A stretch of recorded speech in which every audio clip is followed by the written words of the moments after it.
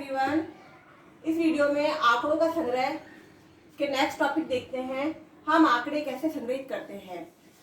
सर्वेक्षण का मुख्य उद्देश्य आंकड़ों को संग्रहित करना होता है। सर्वेक्षण वह विधि है जिससे उत्तरदाता पूछताछ करके आंकड़े एकत्रित कर सकता है। आप आंकड़े एकत्रित करते हैं। यह आंकड़े किसी उत्पाद के संबंध में भी एकत्रित किए जा सकते हैं और किसी उम्मीदवार के संबंध में भी एकत्रित किए जा सकते हैं। आपने देखा होगा कि प्राय हमारे घर में कभी कभी कोई व्यक्ति कोई उत्पाद कोई प्रोडक्ट लेकर आता है और पूछता है कि प्रोडक्ट कैसा है, आप देखिए इसकी कीमत बहुत कम है और ये बहुत अच्छा है। तो हम किसी उत्पाद के संबंध में उसकी कीमत, गुणवत्ता और लोकप्रियता के माध्यम से उसके उत्पाद के संबंध में आंकड़े एकत्रित किए जा सकते हैं। अब मान लीजिए किसी उम्मीदवार के संबंध में हमें आंकड़े एकत्रित करने हैं, तो हम उम्मीदवार के संबंध में भी उस उम्मीदवार से संबंधित कि वह उम्मीदवार ईमानदार है या नहीं है, वह निष्ठावान है या नहीं है, या फिर वो लोकप्रिय है या नहीं है, इस तरह से हम आंकड़े एकत्रित कर सकते हैं। इसके बाद आता है सर्वेक्षण के साधनों की तैयारी। अब सर्वेक्षण जब हम करते हैं, सर्वे करते हैं, तो हमें क्या क्या साधन चाहिए होते हैं, क्या क्या हमें तैयारी करनी होती है।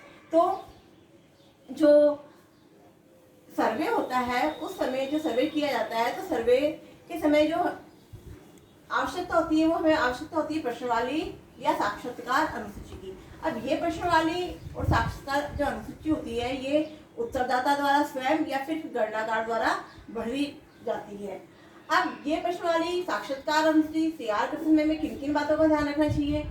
तो सबसे पहला आता है कि जो प्रश्नावली होनी चाहिए वो बहुत लंबी नहीं होनी चाहिए। अगर प्रश्नावली बहुत लंबी होगी तो उत्तरदाता को बोर करेगी, उत्तरदाता 1 से 2 प्रश्न का उत्तर देखेगी, उसके आगे प्रश्न के उत्तर नहीं देगा। तो आपको जो जिस संबंध में आप आंकड़े एकत्रित कर रहे हैं उस संबंध में आप आंकड़े एकत्रित नहीं कर पाएंगे।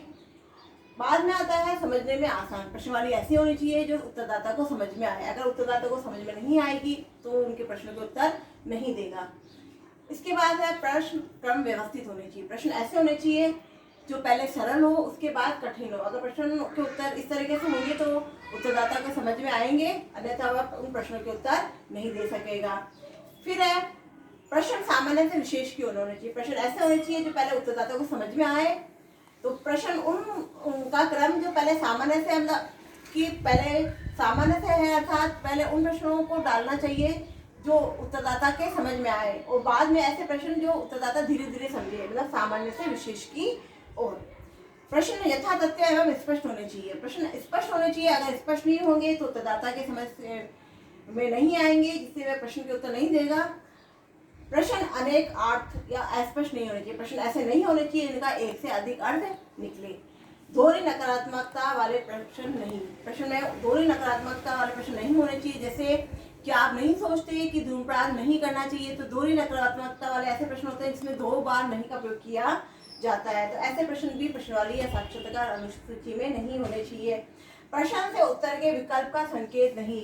प्रश्न ऐसे नहीं होने चाहिए जिससे सामने वालों को उत्तर के विकल्प का संकेत मिले कि हमें कौन सा उत्तर देना ज़्यादा उचित रहेगा। और साथ ही साथ प्रश्न ऐसे भी नहीं होने चाहिए जिससे कोई संकेतक मिले।